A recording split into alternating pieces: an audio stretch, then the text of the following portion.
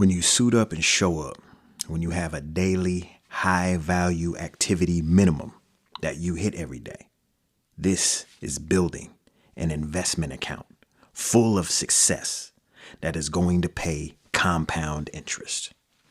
I'm Travis Odewell.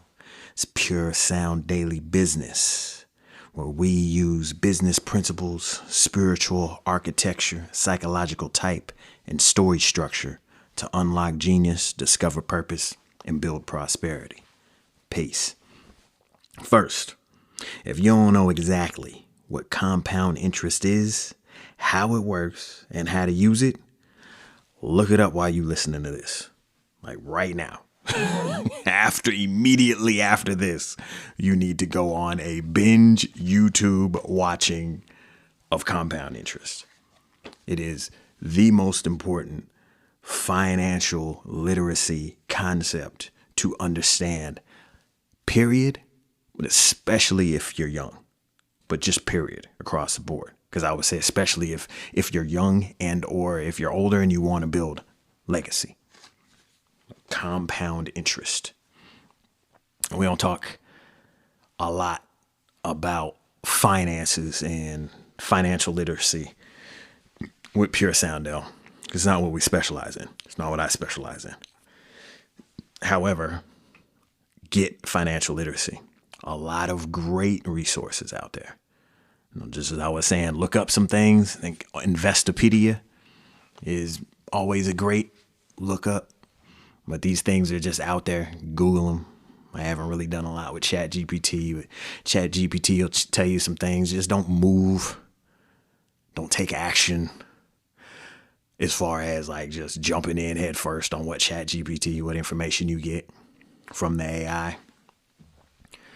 You read over it, look at the plan, then you get educated. That's the first step. And then connect with people.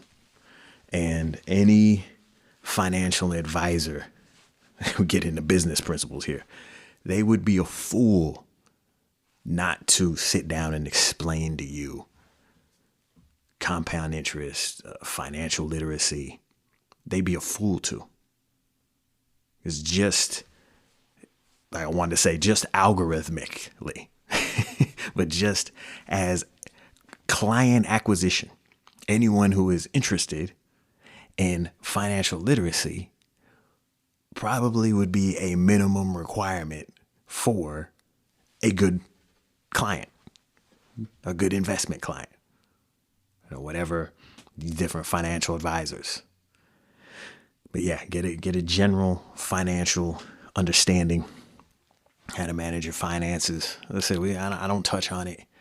And even as I'm speaking, I'm finding myself hesitant to say anything about it, really. Part of my mindset, I've been looking at finances since I was a teenager.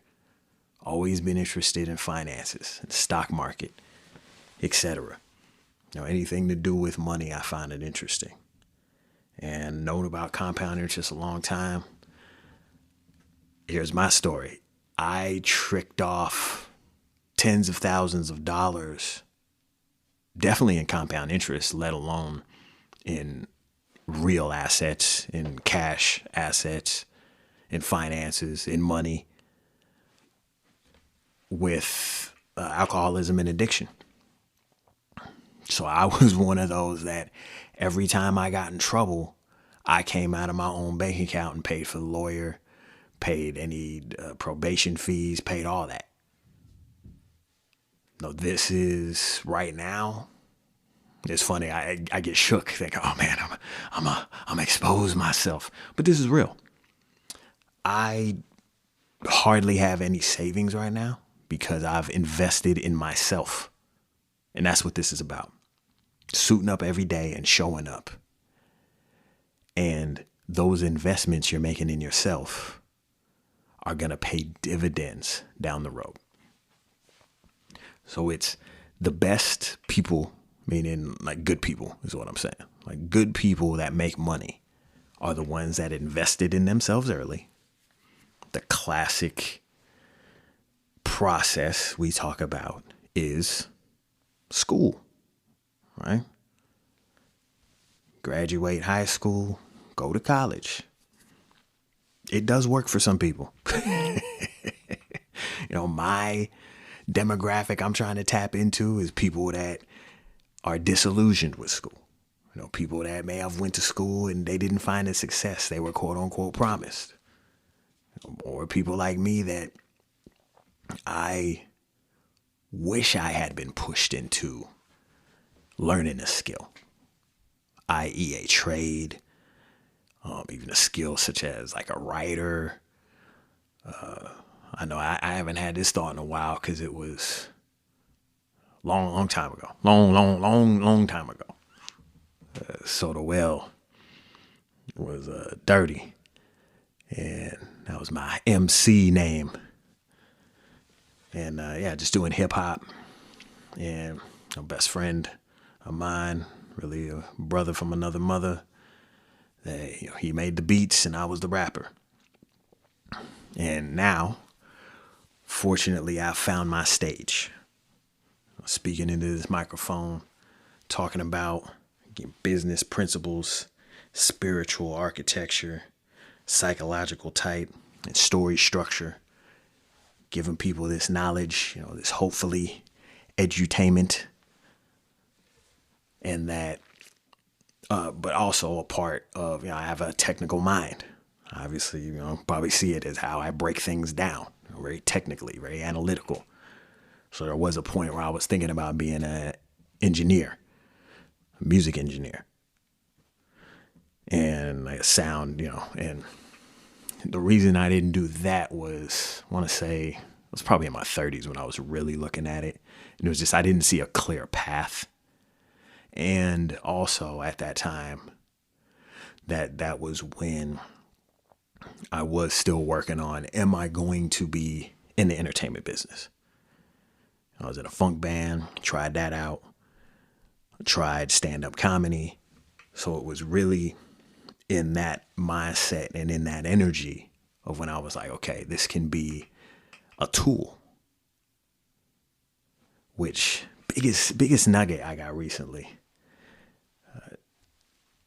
John Truby. I was watching some of his YouTube videos. This is where we bring in story structure. Talking story as in writing a script, writing a novel. Right? This is how I have a mind that I'm able to connect these different things. And he brings up genre mixing. And genre mixing is how you become great, how you transcend, how you become the best in the world at something.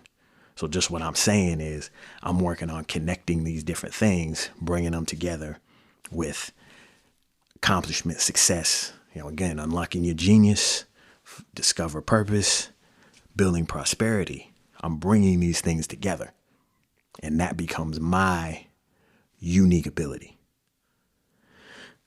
What I was thinking then, I'm just saying how my mind was already working on this, is that it's like, okay, if I'm going to rap, if I'm an MC, it'll be a very valuable skill to be able to know how to engineer also. You can't do both at the same time, but to have that skill. And that I always aspired also to have a studio as part of it. So my mind was always, okay, how can I develop more skills alongside what I actually want to do? Now, I didn't go all the way through with that, obviously. One of the other things before, when moving from comedy and stand-up, and it really came down that stand-up was, I was going to move out east. I didn't want to move to New York. So I was looking for a place that I could transfer my job. And the job I'm working, they had a plant in North Carolina. And I did one of those like, all right, I'm gonna put the application in, and if they take me, I'm out. I was there. I'm like, I'm just leaving it all on this one thing. If they take me, I'm out of here. If they don't, then I'm not gonna go. I'll kind of ride it out and see where it goes around here. But I was using that as a sign.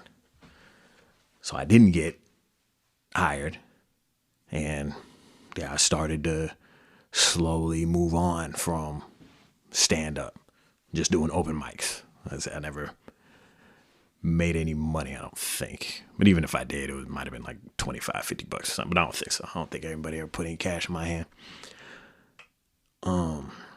So moving on from there, point being is that, again, combining other skills with your primary skill. So here is where we get into coaching and your primary skill. What is your primary skill?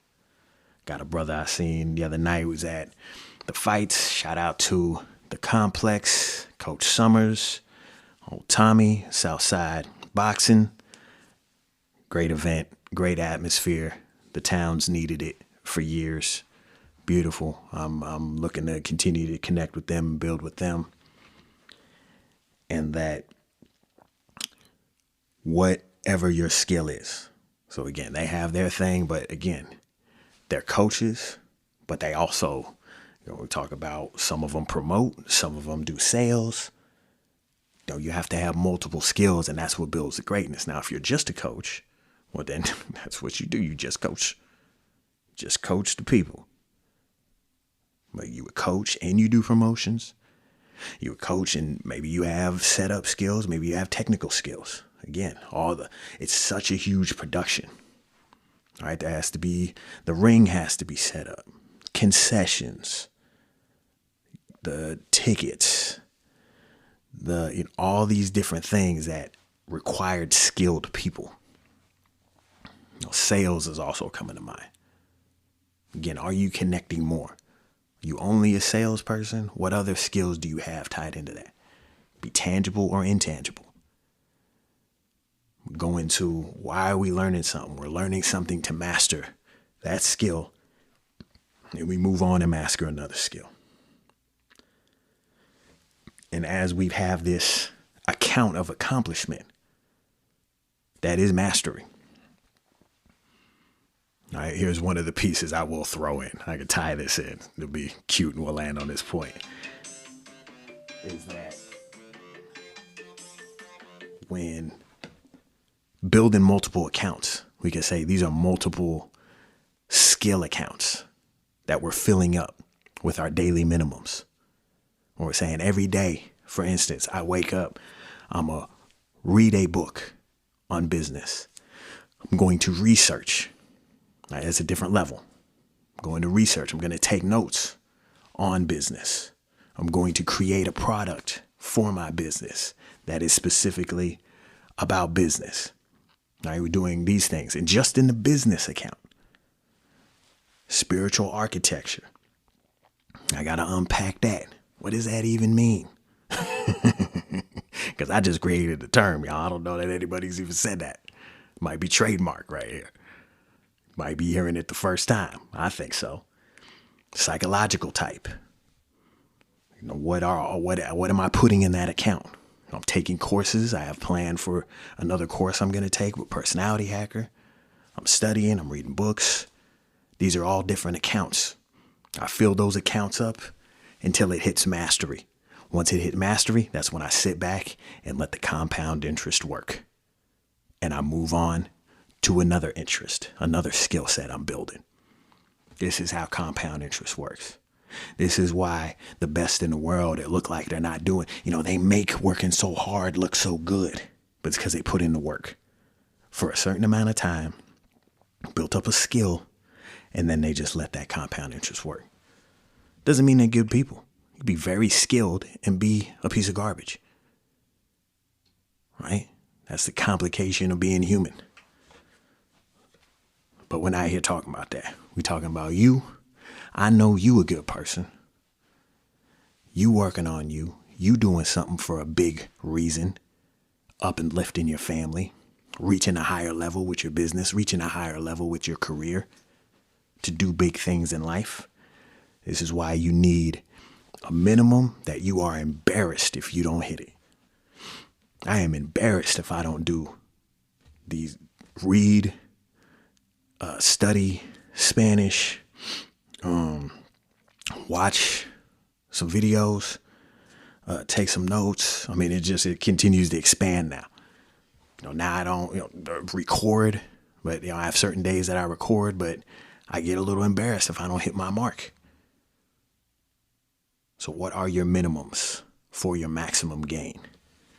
And you get that mastery and compound interest of continuing to build your skill. It's Travis Sotawell. It's Pure Sound Daily Business. Peace.